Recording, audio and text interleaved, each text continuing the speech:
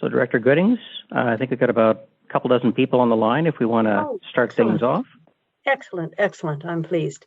All right, so we will start our virtual town hall meeting, and I'm sorry, really sorry that this can't be done up at the Rose Prairie Hall curling rink, because it would be so much nicer to be able to sit in one room and talk to people.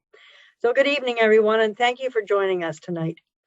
A little over a year ago, when this pandemic hit, a virtual town hall by Zoom gave us a unique way of meeting, one that many of us are now getting used to using, but many of you have probably, might be a new experience. I remain hopeful that the day when we can meet in person will be here soon, soon, soon.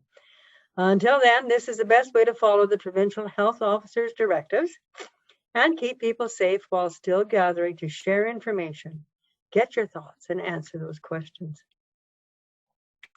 So for those of you who don't know me, my name is Karen Goodings. I am the Area Director for the Electoral Area B of the Peace River Regional District, which of course includes the Rose Prairie area.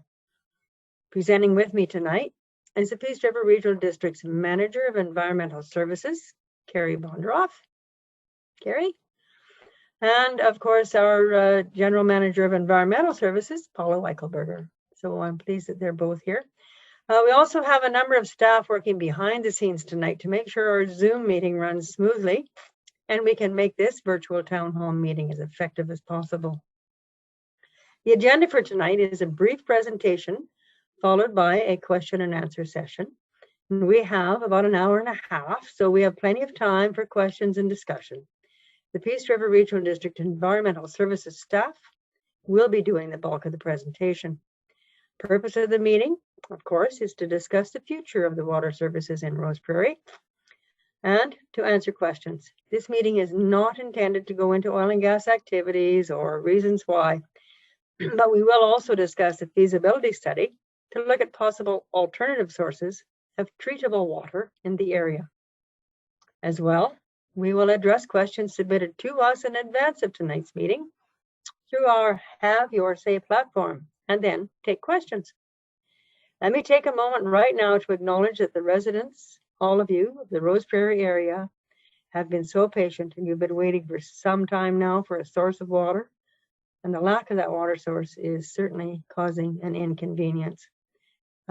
Needless to say, not only an inconvenience, but also an added expense. So we thank every one of you, all the residents, for their patience as we work to resolve the issues. Before we begin the presentation, I want to let you know that at this point, you are muted, and our chat function allows you to ask questions is turned off. After our presentation, if you want to make a comment or ask a question, please raise your hand in Zoom. Don't know how many of you have used it. There's a little hand there that you can raise up and people will recognize that you have a question. So you can also ask questions anytime using the chat function. Depending on how many we get, we will do our best to answer them all in the order in which they come in. Our moderator will give you a reminder when we move into the question period. You should also be aware that this meeting is being recorded. Let me also take this moment to say that we expect that participants will interact with me, with staff, and with each other in a most respectful manner. If anyone is disrespectful or abusive, that behavior will not be tolerated. Those persons may end up being removed from the meeting. We don't want that to happen. We do want to see this meeting be very productive and come up with all manner of questions and hopefully answers. So, Paulo, Carrie, your turn. Thank you, Director Goodings, and good evening to all. I'd also like to acknowledge to residents that we know you've been waiting for some time for source of water, and not having that source is an inconvenience and a financial hardship to so many people. I'll start with how we arrived where we are today, and we'll move on from there. So, the station was commissioned in 2019. While preparing to open at the time, biological sulfides were found within the water that reacted with chlorine treatment, which caused aesthetic issues with the treated water. In 2020, we conducted a study to determine if we could use granular activated carbon, GAC, to remove the sulfides prior to treatment, and this proved to be very successful. So early in 2021, we made plans to open the station, and the well license was finally approved by the province, and we received an operating permit from Northern Health.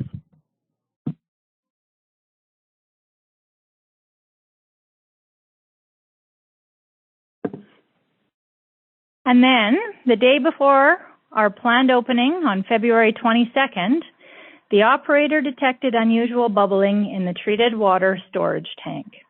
A gas monitor was inserted into the top of the tank where the monitor reacted to the presence of explosive gas.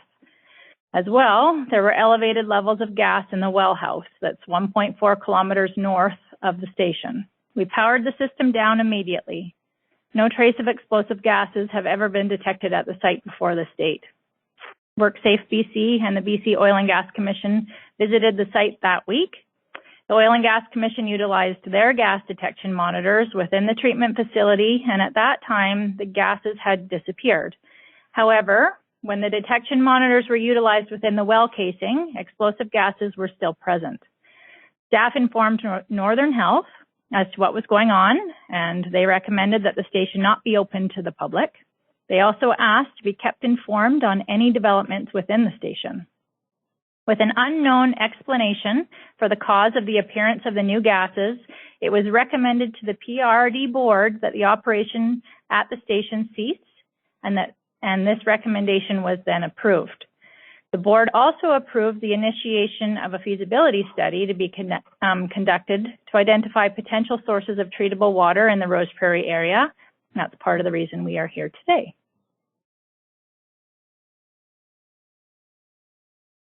On to you, Director Goodings. You're muted. Thank you for reminding me of that. You're welcome. These Zoom meetings are a little different to manage. So thanks to staff. And I think now we'll talk a little bit about the numbers.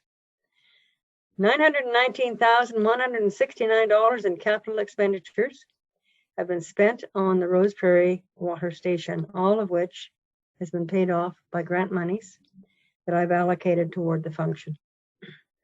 Of that spend, the potable water treatment building and infrastructure is an obtained asset and is worth about $309,000. This can be reused at another potential site.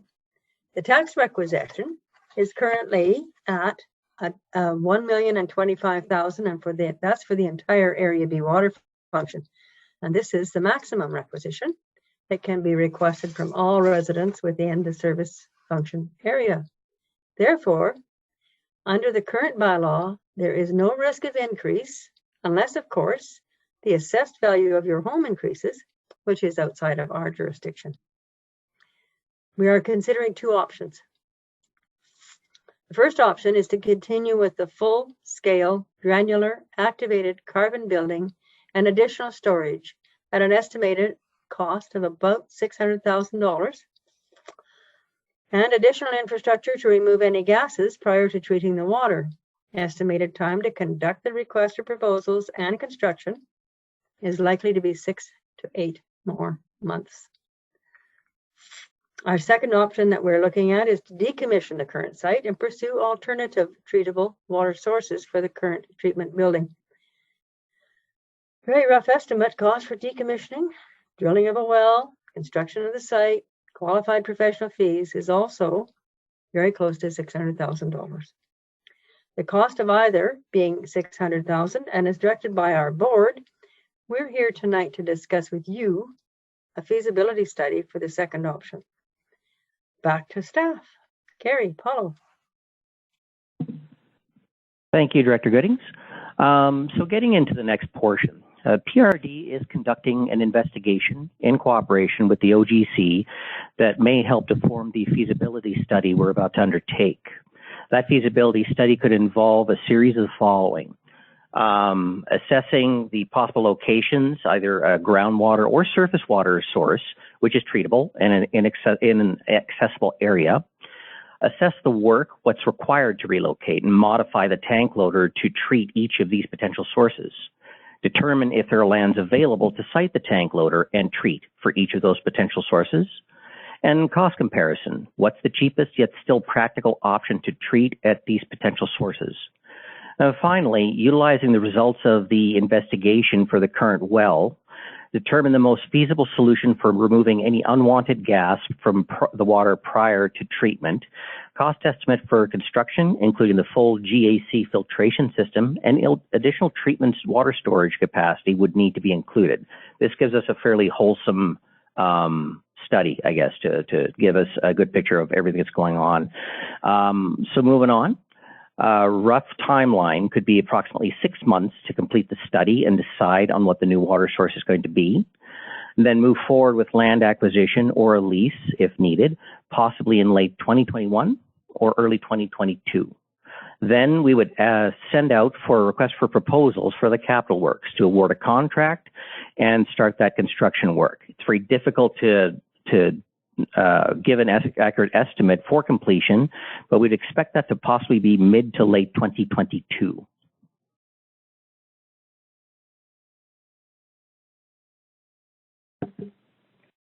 So before this meeting, we had wanted to gather some of your thoughts and opinions in advance so we could prepare for tonight.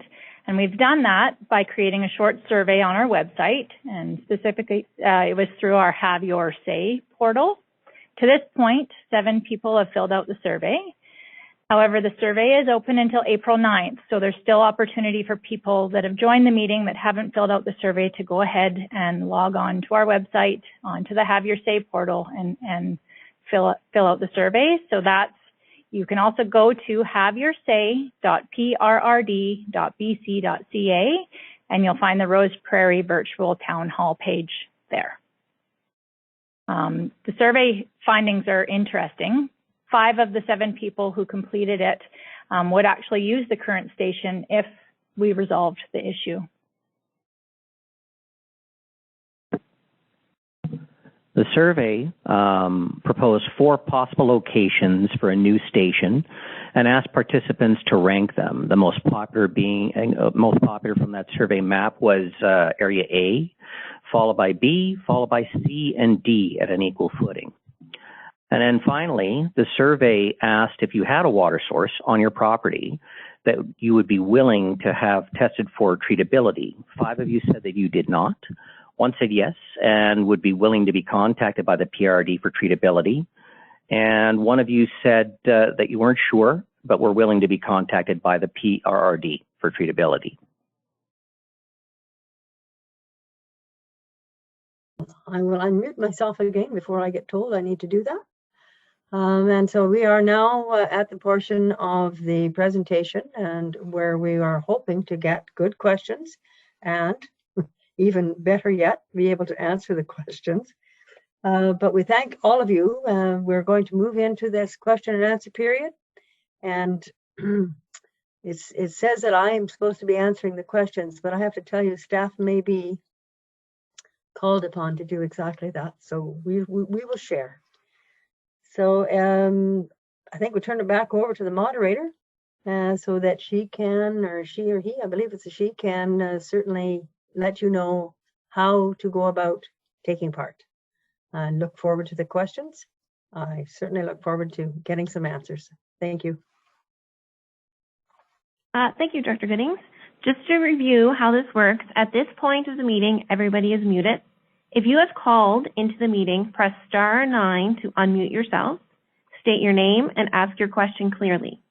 If you have logged in via Zoom, use the raise hand feature or the Q&A chat function located at the bottom of the screen. Please note that submitted questions will be reviewed by the moderator before they're submitted to the director. Please try to avoid speaking over others and be curious to others. We will do our best to answer chat questions as they come in. Depending upon how many we get, we'll do our best to answer them in the order in which they come in. Let me also repeat that we expect that participants will interact with the director, with staff, and with each other in a respectful manner in this meeting. If anyone is disrespectful or abusive in any way, that behavior will not be tolerated and those persons may be removed from the meeting. Thank you, everyone, and we're now ready to take your questions.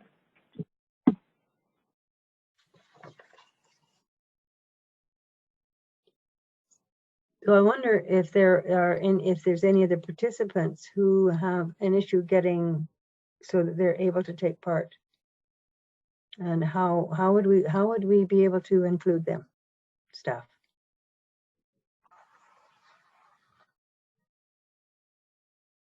Director Goodings, I actually see here that Alana has her hand up. So, Alana, if you want to go ahead and ask your question.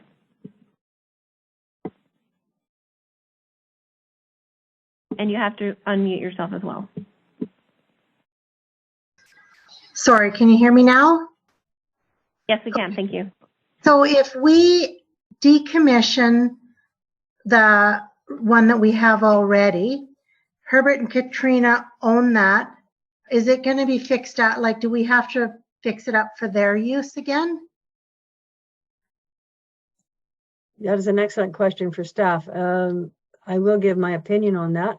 And certainly if it's determined through the feasibility study and all of the other studies that we intend to undertake that the site cannot be used for the purpose that we had made an agreement with, we will return it to the state it was when we took it over. And then it will go back to belonging to the Coits. Staff? Thanks, Director Goodings. Nail on the head. That's exactly how that will go. Can you still hear me? Sure can, Alana. Go ahead. Does that, the $600,000, is that included in that budget, the cost that it would cost to get them back up to however it was? That is correct. Absolutely. Okay, thank you.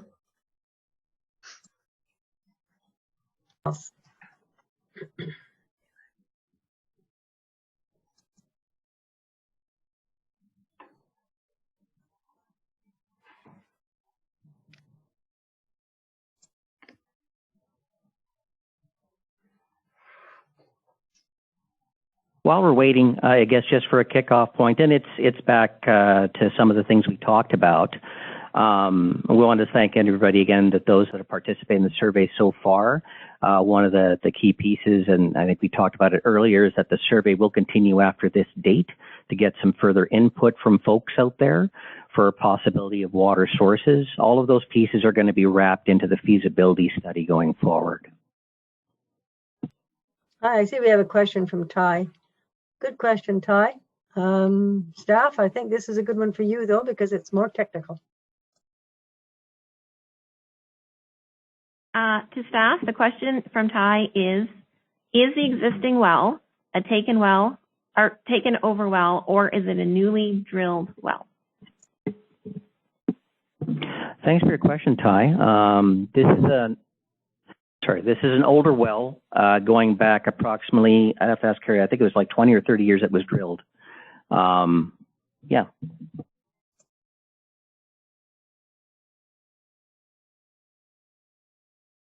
Ty, did you have any other questions, supplementary question?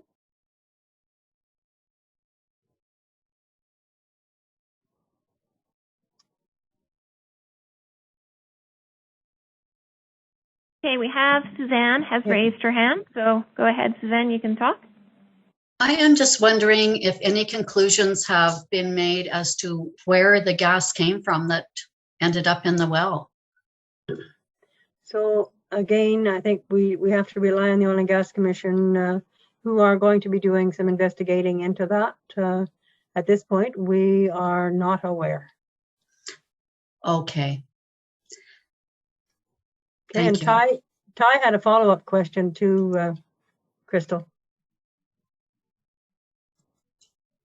Through to staff, Ty would like to know if it's an oil and gas well.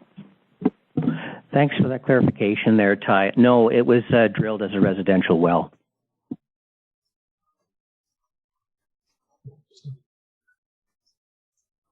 Alana, it looks like you have your hand up again. I guess it was. Okay, can you hear me? Yes, we can. So I had told Karen about a Strathcona well that is right close to the existing water plant that you have. I'm wondering if there was any follow-up done on that. Mm-hmm. Hi, Alana, and yes, I certainly will comment on that because I did follow up, and thank you for that information. We've certainly been in discussions with the Strathcona people, and they are willing to get into further discussion. So at this point, it's just one of those discussion points and one of those possibilities that might work out for us. Perfect. Thank you. You're welcome. Thank you. Ah,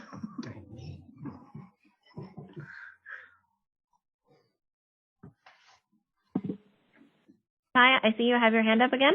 Go ahead. Yeah, I had worked in the oil and patch and still am. So I have a little bit of knowledge on some of the reservoir and their formation stuff. And we happen to have drilled a well over in the Beaten Doig pasture that turned out to be an incredible freshwater well for our purposes. And we found that well because of the drilling logs from an adjacent oil and gas well. So have we reached out to the OGC to utilize those logs off of wells that are drilled in this area?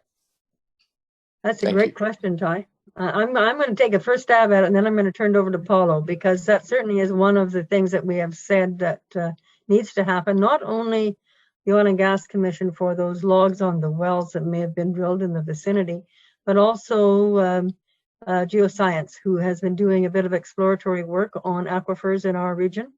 And we will be in contact, if we have not already been in contact, with them to see if they can assist us with some ideas. Paulo, did you have anything else, or Carrie? No, nothing really. That's it exactly. That'll be part of that whole investigation piece. So you nailed it. Okay, so go ahead. Yep, thank you for that. I guess why haven't we reached out to those resources in the past? I mean, this has already been going on for a year and a half. Is it just lack of knowledge, or are there other guidelines or principles that are keeping us from doing that? Staff, did you want to take that one? Nothing like putting you on the Sure, spot. I could take a stab at it. Everything that had to do with the well that we're dealing with for tank loader, all of those pieces of information they've been looking into, they've reached out to those various resources. Don't know about Strathcona themselves, but again, that'll be part of the study going forward. That was never really within scope of the actual tank loader station when we first kicked things off. I think I'm going to add to that too, Ty, because, of course, hindsight's always 20/20, right? And looking back at the last year and a half of continuing to try to iron out all of the issues that we had we known then what we know now, it's quite possible that we would have simply set it aside and looked further in other directions. And do you have any sources that you wish to share with us that might work? Well, I don't. I mean, I do know of like I said, the one well that was over in the pasture, but I guess the unfortunate part to that would be the distance that we would have to go to get over there. Obviously, it's quite a ways around. You go all the way across up the Milligan towards the Doig and then down into the pasture, and it's pretty close to the south end of that. So it's a long ways away from, it's not very far away from the well that's existing, but there's a big drainage in the middle of it that's going to keep us from getting there. So but I guess, like I said, the point being is we used those logs to get us to the findings that we did. And that's what I was wondering if you'd reached out and tried to do that. And fair enough, you were trying to progress what you had going, thought it was going to work. It hasn't turned out, but there is an option there, I think, to use the OGC. They can have that. They have that information available to them. I'm certain of it, or at least they know somebody that does have it.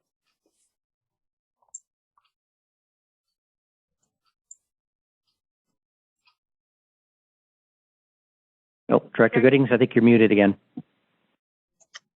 Okay, I'm going to try to leave it on unmute, seeing how I don't have a good memory. Do we have other questions?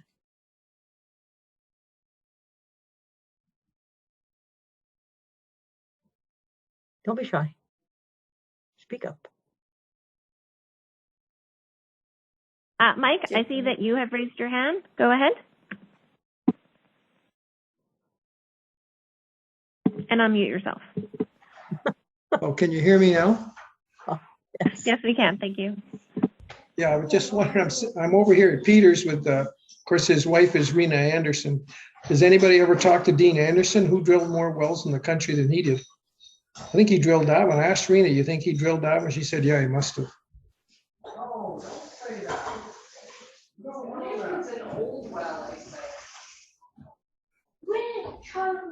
Did you hear me?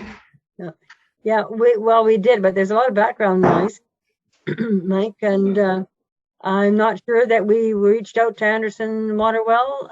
Actually, Anderson wasn't really in the business of drilling water wells when we were doing this one.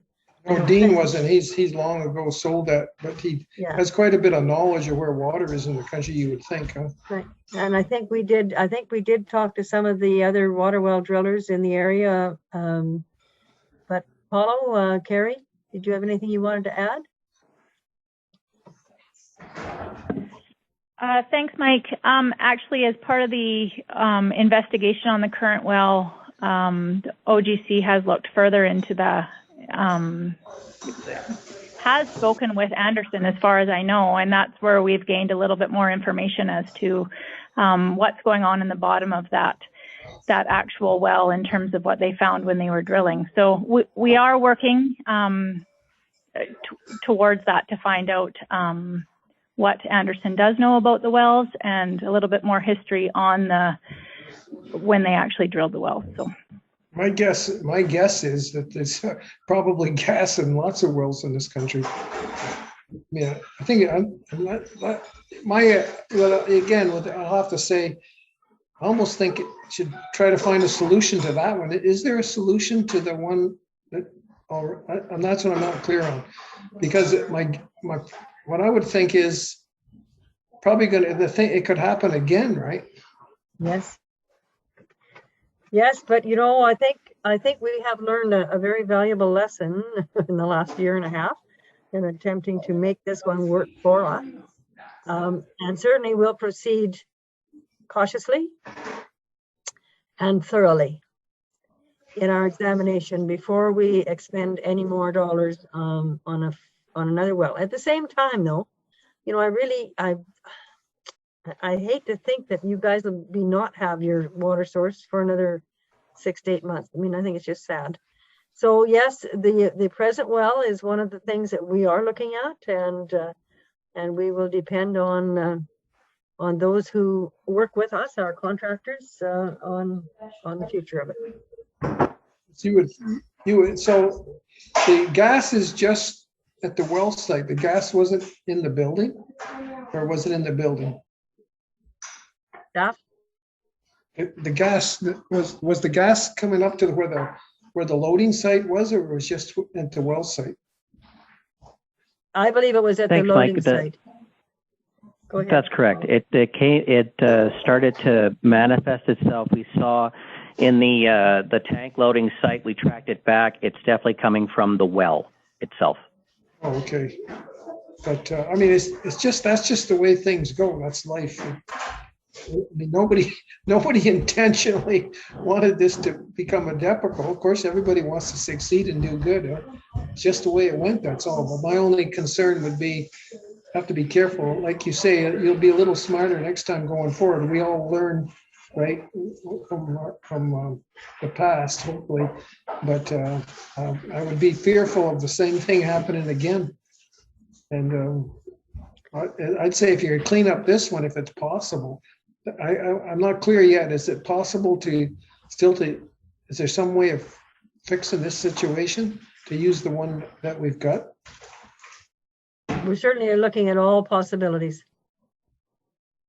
The other one that we haven't talked about either, Jim, or any of you, that, and of course, maybe I shouldn't say this, but in Alberta, they actually are using dugouts, and they're treating dugout water for potable water and making it potable, putting in a loading tank so that you can load and haul to your own cistern, etc. We're open. We're open here to suggestions. We're open to all manner of dialogue. And I think going into the feasibility study, we would really, really appreciate the input from you guys, the people. Yeah, we want to make it work. We want to make it work.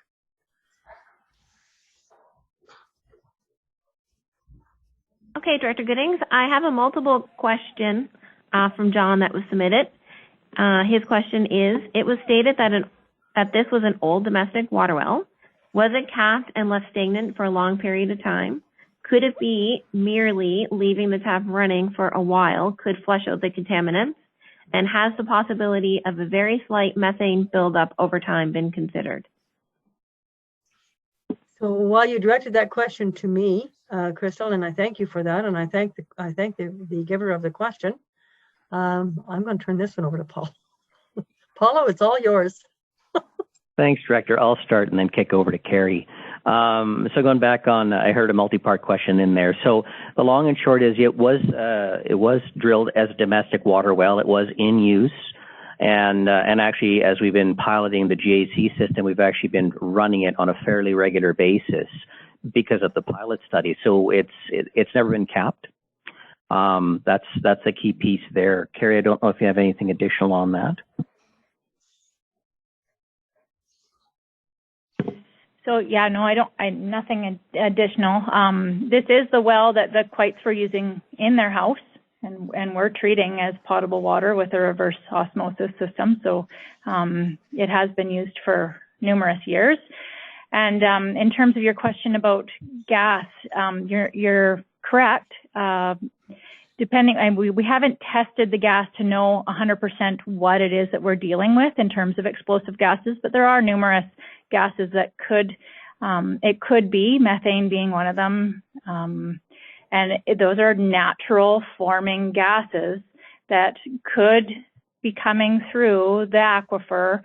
We had a low pressure system. It's natural biological breakdown. Methane is created. So you're not wrong. These are natural sources that could be coming to the surface that we're just happening to see now. Timely, maybe, because we weren't open, which was good. I know, Director Goodings, that makes you happy. But they are natural forming, and there are wells in other areas that do have this type of gas in them that is treatable and people are using. So again, and within the feasibility study, this is where we need to make some decisions, because we know within this current well, we also are treating for the sulfides in the water, which does mean we have to go full scale granular activated carbon in order to take those sulfides out of the water as well. So there still is capital dollars that has to be spent on this existing well, regardless of the gas. So I hope that answers your question. Was there further comment? Oh, other questions, Crystal?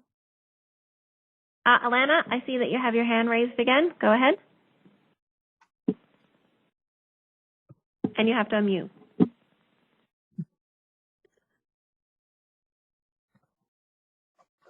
Are you there now?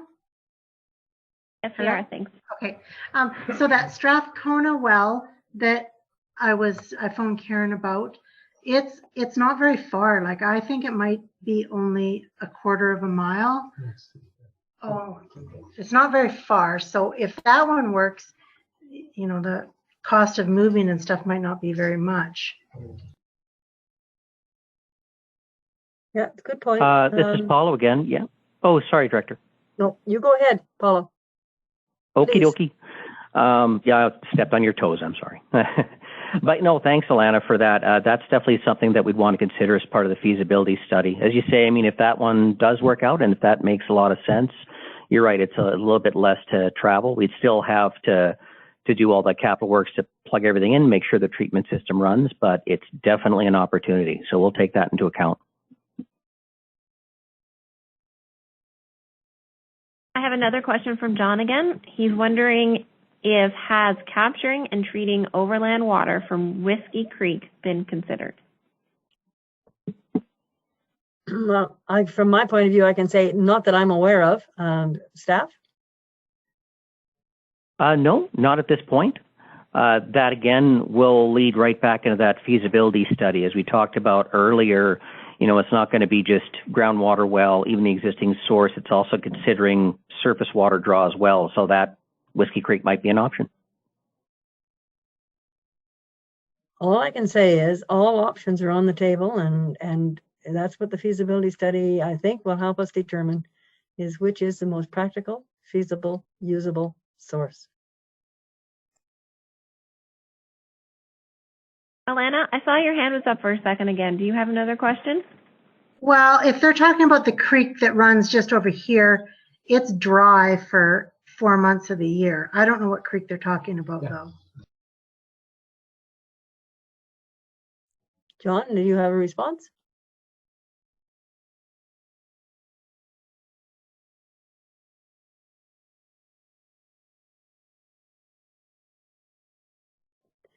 Not hearing, but I mean, we'll certainly put that in as one of the thoughts and the ideas that have come forward.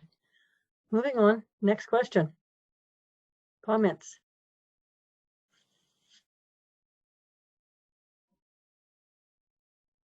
I see one chat. I'm not sure whose message it is.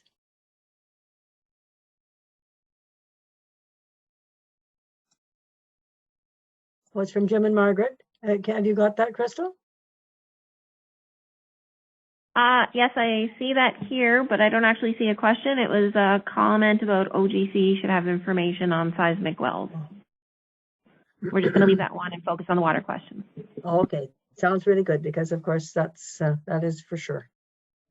So other questions or comments?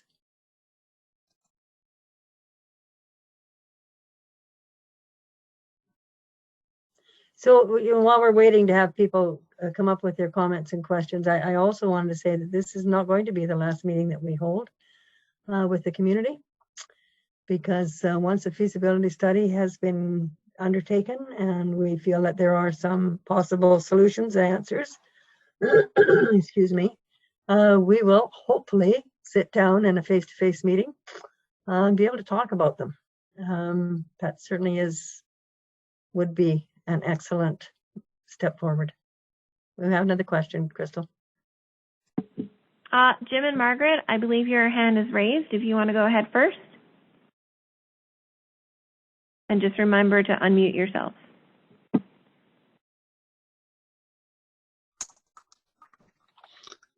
Yeah, my point is that we have the land straight east of across the beaten from the this well, and the thing is that we have a number of springs in our place, and it wouldn't make sense to tie into them, but it just seems to me on the west side of the beaten there should be some possibilities for water sources, and there are significant number of wells that have been drilled in that area. So somehow the Oil and Gas Commission should be able to come up and give you some kind of review of those existing wells for their logs and everything else. Plus they have significant seismic data also, because when I was doing consulting business, that's how I found gravel and other things based on seismic records, etc. So I think there is a possibility there.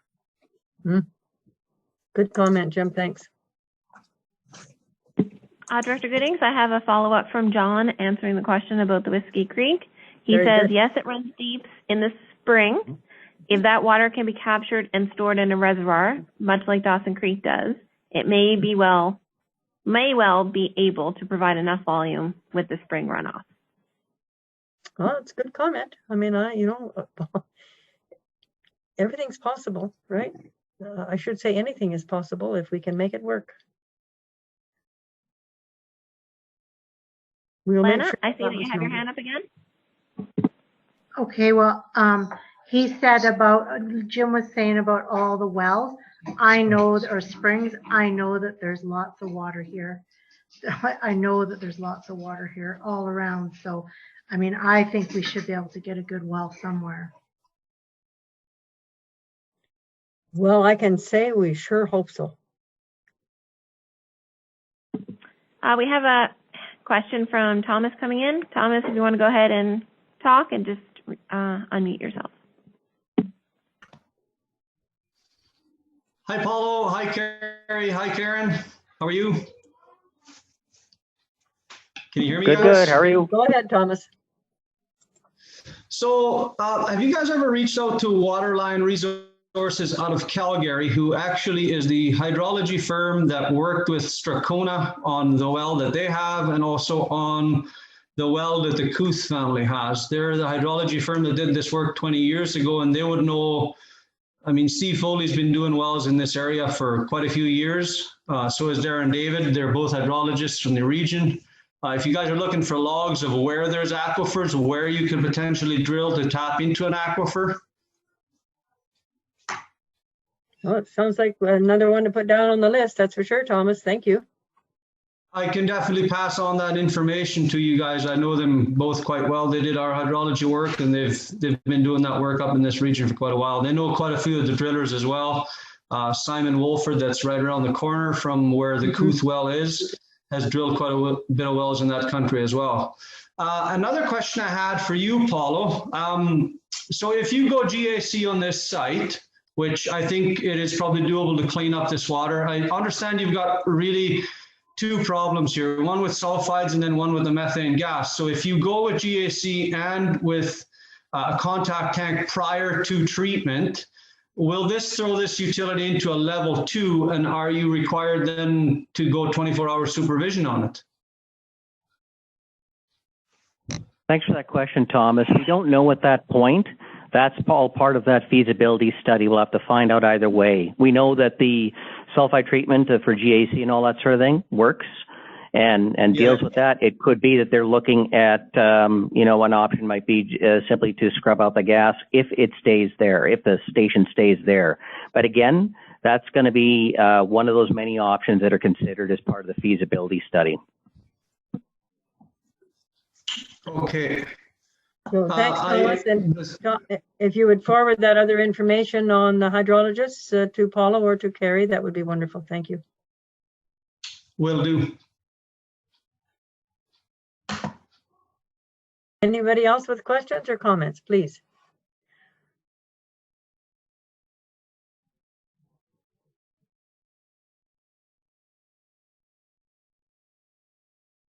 Don't see any hands raised.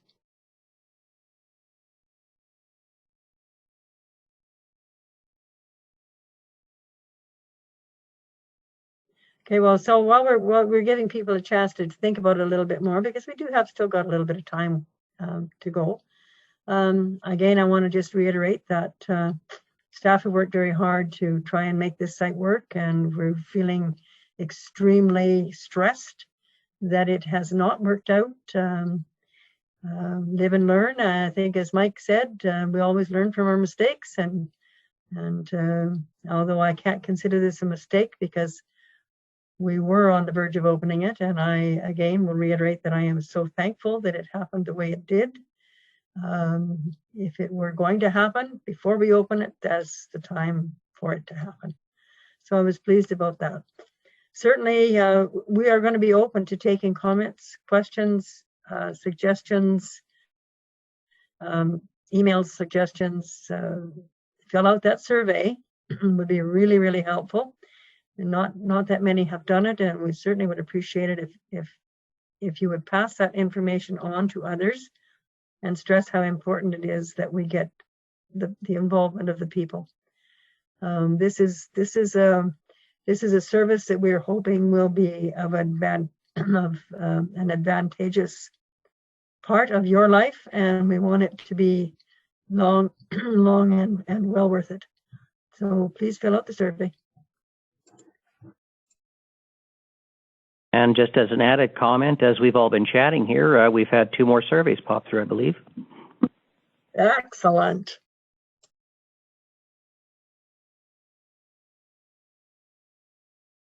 So anybody else with comments, questions, suggestions? We're open to all of it.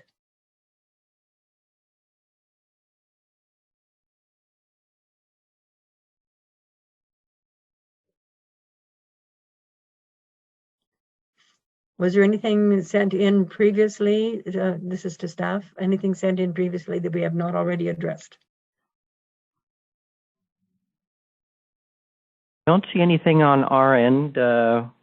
Moderator shaking her head as well. I think that's about it so far. Okay, well, we're going to wait just another couple of minutes. No sense keeping everybody hanging on the end of the line if they've got other things they want to do, probably like go and eat supper. But don't want to cut it short if there are other comments that are waiting. I see we're losing a few participants as we speak.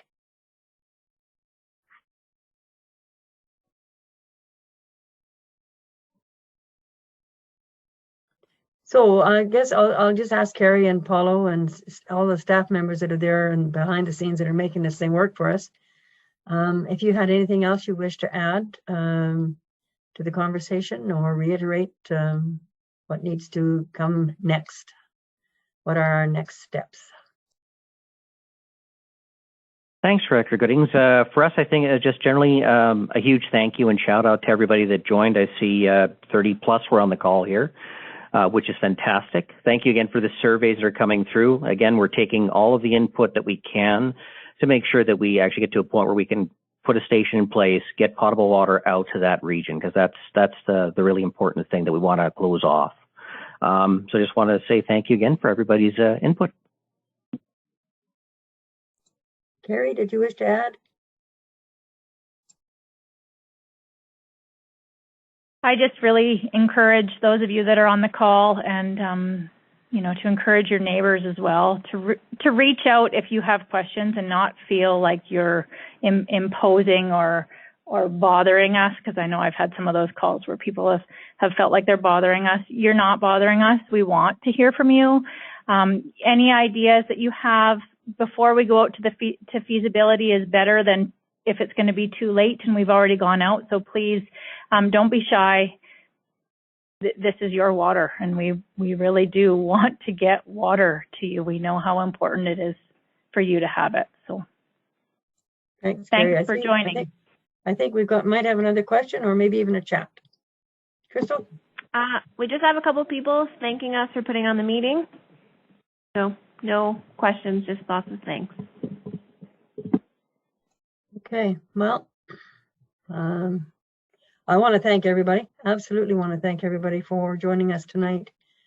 Zoom meetings are never easy, and certainly in an area where connectivity is not at the top notch. Good that you were able to join us either by phone or by Zoom. Please don't hesitate to come forward with your comments or questions. You pretty well all know me, I think, and know how to get a hold of me, and please don't be shy about letting me know. I want to thank staff. Thank staff for taking time in the evening to make this work and to take part. With that, I guess we'll say goodnight. Thanks to everybody.